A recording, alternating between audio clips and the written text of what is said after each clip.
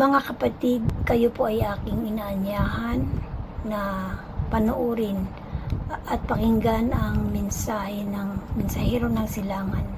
Mga video na kung saan ay nagbukas ng aking diwa at nasagot ang marami kong katanungan.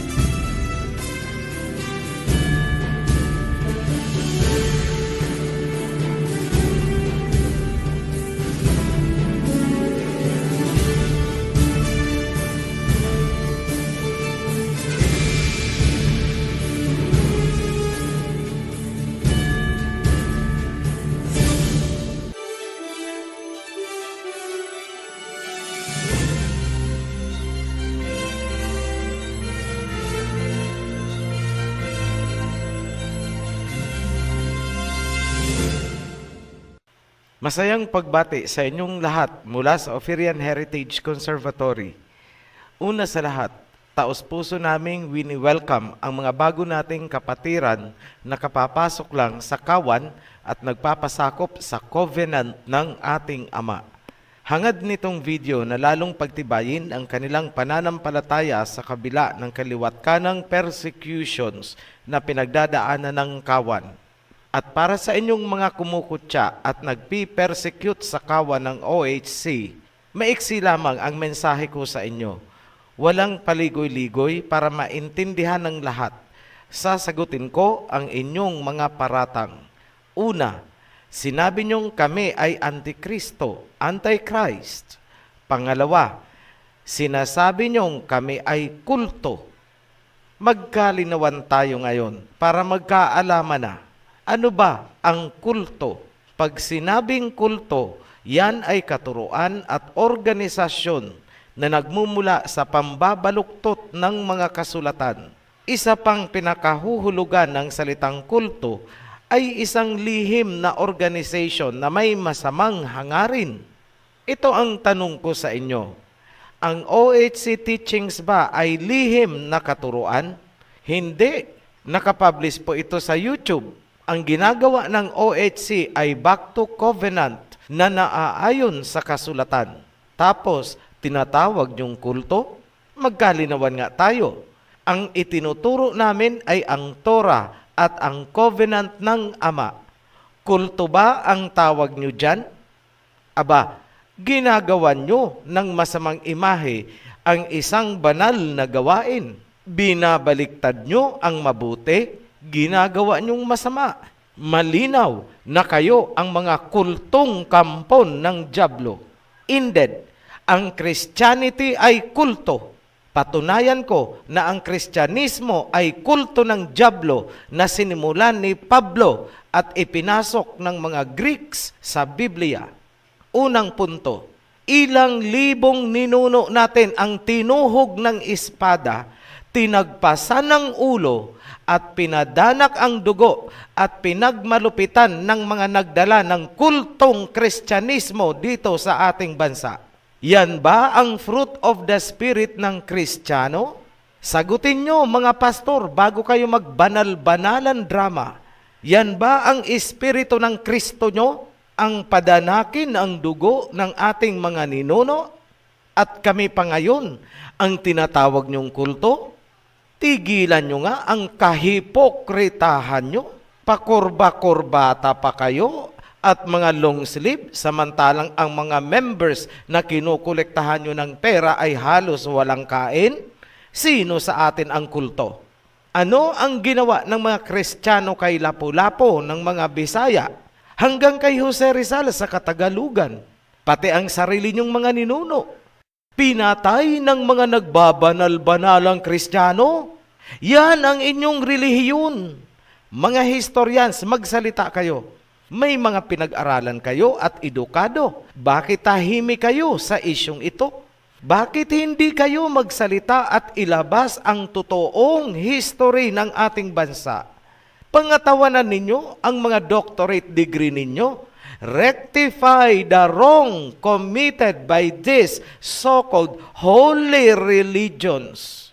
Silence is being complicit. Sa mga banal-banalang umaakusa sa amin na kami ay kulto, ang inyong relihiyon at sekta ay anak ng kultong Kristyanismo at ngayon kaming mga nagtataguyod ng covenant ng Ama ang tinatawag niyong kulto at ang inyong uhaw sa dugo na relihiyon ang banal?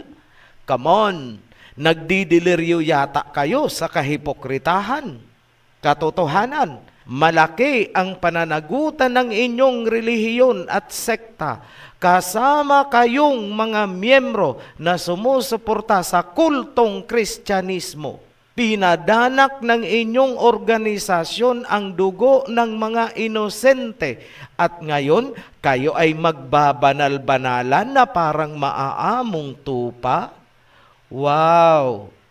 Espiritu ng dyablo ang nagpapagalaw ng inyong organisasyon mula sa simula. Malinaw ang history, malinaw ang kasaysayan, malinaw ang kasulatan. Matthew chapter 7 verse 15. Beware of false prophets which come to you in sheep's clothing, but inwardly they are ravening wolves. History proven, mga nagbabanal-banalan, ngunit bula ang mga tagapagturo na nag-aanyong tupang maamo, ngunit mababangis na lobo pala. Moment of truth. Sino sa akala nyo ang tinutukoy sa talata na yan? Sino at anong relihiyon ang may history ng mga pagpatay? Yun ang kulto. Test the spirit. Subukan nyo ang espiritu. Makikita nyo ang mga huwad sa kanilang mga gawa. History speaks. Nagsasalita ang kasaysayan ng ating bansa at ng buong mundo. Eto, prangkahan tayo. No Limitang Hirinoon, Ophirian Heritage Conservatory ngayon. Hindi nyo pa rin ba nauunawaan ang nangyayari? Ha comenzado el ajuste de cuentas. Sagutin ko ang pangalawang akusasyon na ipinupukol. Antikristo daw ang Ophirian Heritage Conservatory. Ilagay natin sa tamang context ang issue. Sino ba talaga sa akala nyo ang mga anti-Messiah? Pakinggan natin ang salita ng tunay na Messiah. Truth is truth. John chapter 5 verse 43. I have come in my Father's name, and you do not accept me. But if someone else comes in his own name, you will accept him. Ako ay naparito sa pangalan ng aking Ama, ngunit hindi niyo ako tinanggap. Ngunit kapag may dumating sa sarili niyang pangalan, siya ang inyong tatanggapin. Matanong ko nga kayong mga Kristiyano, nauunawaan nyo ba talaga ang talatang yan? Manalamin nga kayo para malaman nyong kayo ang tinutukoy dyan. Tandaan, ang nagsasalita dyan ay ang tunay na Mesaya. Ulitin ko, ang may salita niyan ay ang tunay na Mesaya. Sinabi niya, naparito ako sa pangalan ng aking Ama. Simple lang yan. Noong ang tunay na Mesaya ay naparito, ang ginamit niyang pangalan ay ang pangalan ng kanyang Ama. Sa makatuwid, pangalan ng Ama ang nasa pangalan niya at siya ay nagbigay ng babala at kanyang sinabi na may isang huwad na darating na may ibang pangalan. Ngayon, kung kayo nga'y naghahangad ng katotohanan, sana nauunawaan nyo kung gaano kahalaga ang pangalan bilang identity ng tunay na Mesaya. Sa pamamagitan ng pangalan, makikita natin, makikilala natin ang tunay versus huwad na Mesaya. Napakasimple lang, di ba? Anong mahirap dyan? Pinapahirap yan dahil sa mga bulaan yung doktrina. Ngayon, para makilala natin kung sino ang tunay na Mesaya, balikan natin ang sinabi ni Prophet Isaiah. Sinabi niya, ang tunay na Mesaya ay magmumula sa angkan ni Jesse na ama ni King David, tribe of Judah, mga Israelite. At bilang mga Israelite, sila ay mga Hebrew.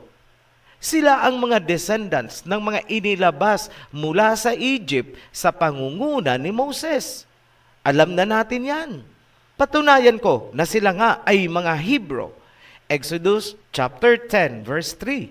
So Moses and Aaron went to Pharaoh and said to him, "This is what Yahweh, the Alahayam of the Hebrews, says, How long will you refuse to humble yourself before me?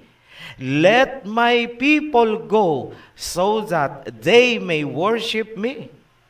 Tagalog, pinuntahan ni Moses at Aaron si Paraon at sinabihan ng ganito, "Ito ang sinabi ni Yahweh ang alahayam ng mga Hebreo.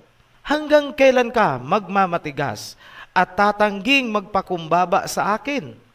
Palayain mo ang aking bayan upang ako ay kanilang sambahin."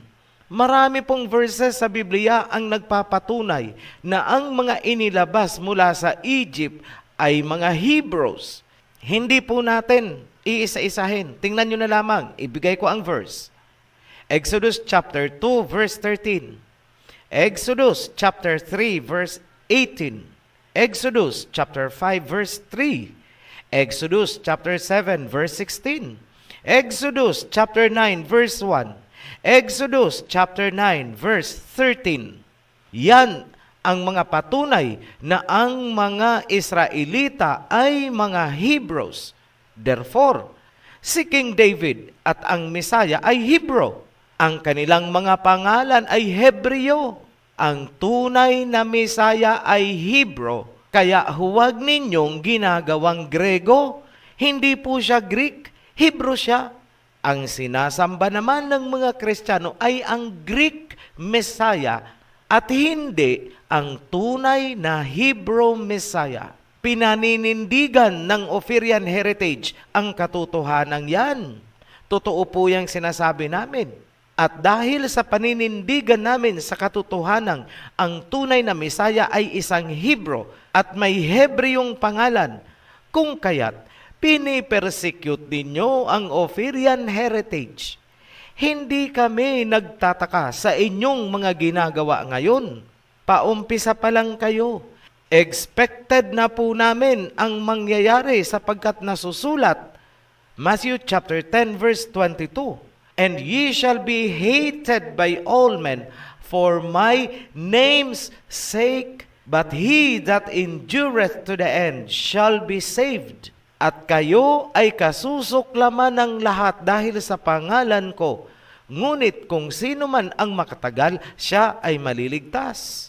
Isa pa, Matthew 24 verse 9. "Then shall they deliver you up to be afflicted, and shall kill you, and ye shall be hated by all nations for my name's sake." Tagalog, kayo ay uusigin, pahihirapan at papatayin dahil sa pangalan ko. Sa muli, ano ang tunay na pangalan ng tunay na Hebrew Messiah? Hebrew. Ano ang dumating na pangalan ng huwad na Mesaya? Greek. Jesus Christos. Iso Christi sa Latin. Jesus Christ sa English. Heso Kristo sa Tagalog. Fake Messiah. Ulitin natin ang sinabi ng tunay na Messiah. John chapter 5 verse 43. "I have come in my Father's name, and you do not accept me. But if someone else comes in his own name, you will accept him." Ako ay naparito sa pangalan ng aking Ama, ngunit hindi niyo ako tinanggap. Ngunit kapag may dumating sa sarili niyang pangalan, siya ang inyong tatanggapin. Yan ang ginawa ninyong mga Kristiyano. Ang huwad na Mesaya na may huwad na pangalan ang tinanggap nyo at sinasamba nyo. At ano ang nakatakda ninyong gagawin sa amin? Kaming mga ipinaglalaban ang tunay na pangalan at identity ng tunay na Mesaya. Ito ang gagawin nyo. Matthew 24 verse 9. Then shall they deliver you up to be afflicted, and shall kill you, and ye shall be hated by all nations for my name sake. Ngayon, mga Kristiyano, sino yang Jesus Christos or Jesus Christ na sinasamba nyo? Greek, huwad, fake, peke. Tapos kung makakutya kayo sa amin, wagas. Sino ngayon sa atin ang kulto? Kayong mga sumasamba sa huwad, kayo ang kulto. Ang sinasamba nyo ay ang Kristo ng mga Greeks at Romano na pumatay sa tunay na Mesaya at nagpahirap sa tunay na Israel ni Jacob. Hindi ba't mga Romano ang pumatay sa Mesaya? Aber, sino ang lumalatigo? Sino ang sumaksak? Si Longinos, Romano, ginawa pang santo, pinahirapan at pinatay ang tunay na Mesaya ng mga sundalong Romano na sumakop sa Judea. History proven po yan. Hindi po ako nagsisinungaling. Kahit sa ang books of history nyo, kalkalin yan. Sino ngayon sa atin ang nakaanib sa kultong pumatay sa tunay na Mesaya?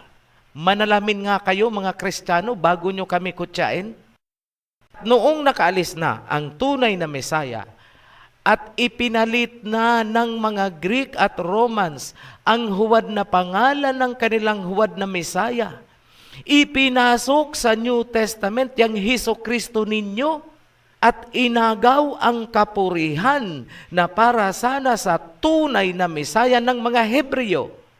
Sino ang promotor? Si Pablo. Saan niya unang itinatag ang Kristyanismo? Alam niyo ba? Sa Antioch. Basa-basa din po kayo ng history. Nasa Biblia din po yan. Para hindi kayo maging mangmang na mga pastor at tagapagturo. Malaki ang pananagutan nyo dahil marami kayong inakay patungo sa impyerno. Yan ang totoo mga pastor ng Kristyanismo. Nagsimula na ang OHC na ilahad sa buong mundo ang buong katotohanan. No Limit ang here noon, Oferian Heritage Conservatory ngayon. Hindi nyo ba napapansin na umiikot lang ang panahon? Nasusulat, what has been will be again. What has been done will be done again. There is nothing new under the sun. Ecclesiastes chapter 1 verse 9. Nagkatotoo ba ang sinabi ng tunay na Mesaya na may darating na huwad na Mesaya gamit ang ibang pangalan? Yes, Greek ang pangalan ng huwad na Mesaya at kayo ang mga followers. At kayong mga Kristiyano ang nagsusulong ng kultong sinimulan ni Pablo sa Antioch. Kaya tumigil kayo sa banal-banalang drama ninyo. Bilad na po ang katotohanan. Ang tunay na Mesaya ay Hebrew. Ang Jesus Christos ninyo ay Greek, huwad, peke. Banal-banalan pa kayo dyan. Ngayon, Antikristo ba kami? Antichrist ba ang OHC? Basahin nyo ang sagot sa screen dahil alam kong i-chop-chop na naman ito ng mga bulaang critics, itong aking video. Basahin nyo ang screen habang pinakikinggan nyo ang narration. At kayong lahat na sumasamba sa huwad na Mesaya ang tinutukoy sa Revelation 13 na tumanggap ng Mark of the Beast. Hindi nyo ba alam na matagal nang nakapagkit sa inyong mga utak ang marka ng hayop? At nakakabit sa inyong mga gawa, right hand. Matagal nang sinimulan ang pag-persecute sa mga tumangging magpasakop sa beast system at sa mga tumangging tumanggap sa mark of the beast. Hindi nyo ba alam? Yes, hindi nyo alam. Sapagkat ginawan nyo ng pantasyang doktrina ang Biblia. Kaya hindi nyo namalayan na ang mark of the beast ay sinimula na on the international level, kung saan ang mga bansang hindi naninikluhod sa beast government ay pinapatawan ng economic sanctions. Cannot buy nor sell. Alam nyo ba ang tinatawag na economic sanctions na ipinataw upang gipitin ang Iran at China? Yan ang paunang fulfillment ng Revelation 13. At darating ang panahon na ang implementation ng cannot buy nor sell ay down to the grassroots. Down to every citizen. Sino ang nasa likod? Christian nations, America at Europe, kung saan nagmula ang kultong Kristyanismo na inyong kinaaaniban. Ang Kristyanismong pumatay ng libo-libo nating ninuno. Sino ngayon sa atin ang kulto? Kawawa naman kayo. Sa mga nagpasakop na sa covenant, huwag kayong magulumihanan o mangamba, sapagkat nasusulat, muling babalik at babangon ang kingdom. Muling tatayo ang house of David. The kingdom will rise dahil babalik ang tunay na Mesaya, the King of Kings. Mula sa silangan, dito sa atin, ang paghahanda ay nagsimula na. Kung paanong inihanda ni John the Baptist ang dadaanan ng tunay na Mesaya noon, ganon din ang paghahanda na nangyayari ngayon.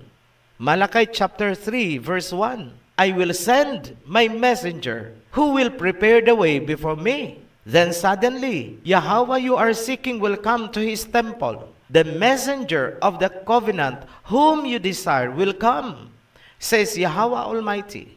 Dumating na ba ang messenger na maghahanda ng dadaanan ng King of Kings? Yes. Common sense. Naririnig nyo na ang mensahe. Sa makatuwid, dumating na ang mensahero na maghahanda para sa pagdating ni King Yahweh. Hindi na mahalaga kung sino ang mensahero. Ang importante ay ang mensahe. Ang mensahero ay may malinaw na mensahe. Bumalik kayo sa covenant. Back to covenant po tayo. Yan ang mensahe.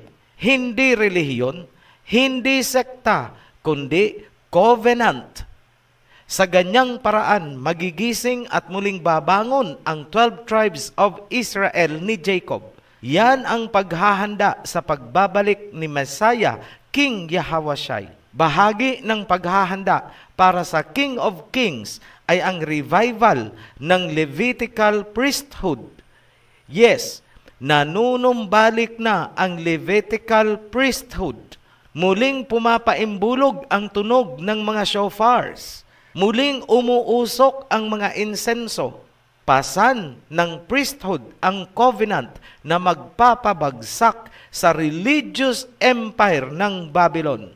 Hindi titigil ang boses ng silangan upang tuparin ang kanyang mandato. Isaiah chapter 46 verse 11. From the east I summon a bird of prey, from a far off land, a man to fulfill my purpose. What I have said, that I will bring about. What I have planned, that I will do. Mula sa silangan, tinawag ng Ama ang ibong mandaragit para sa kanyang layunin. Ang ibong mandaragit na sinasabi ni Prophet Isaiah ay siya ring tinutukoy na anghel na sisibol sa silangan sa Revelation chapter 7. Huwag po kayong magpapaloko. Ang ibong mandaragit na inilarawan ding anghel ng silangan ay may katangi-tanging katangian. Dala niya ang tunay na pangalan ng Ama at ng tunay na Mesaya. Dala niya ang covenant. Sa makatuwid, kung ang alam ninyong nag-aangkin na siya ang anghel ng silangan, o dili kaya siya ang ibong mandaragit, ngunit wala sa kanya ang pangalan ng Ama at ng Mesaya, at wala sa kanya ang covenant, maliwanag na huwad ang nagpapakilalang anghel na yan. Peke. para sa mga tumutuligsa sa amin at sa lahat ng mga bulaang pastor at mga tagapagturo ng mga bulaang sekta. Ang panahon na ibinigay para sa inyo ay kakaunti na lamang ang natitira. Pakinggan nyo itong sasabihin ko. Save your souls. Muli kaming nagpapasalamat sa mga patuloy na sumusuporta sa Oferian Heritage Channel. Sa mga magpapabautismo, makipag-ugnayan lang po sa Joshua Committee. Click nyo lang ang link na nasa ibaba po nitong video upang makapasok sa Joshua Group. Sila ang tutulong sa inyo upang makasama kayo sa aming kawan. Para sa mga bago pa lang mabautismuhan, patuloy niyong aralin ang mga video natin upang lumalim ang inyong kaalaman at maging matatag ang inyong pananampalataya.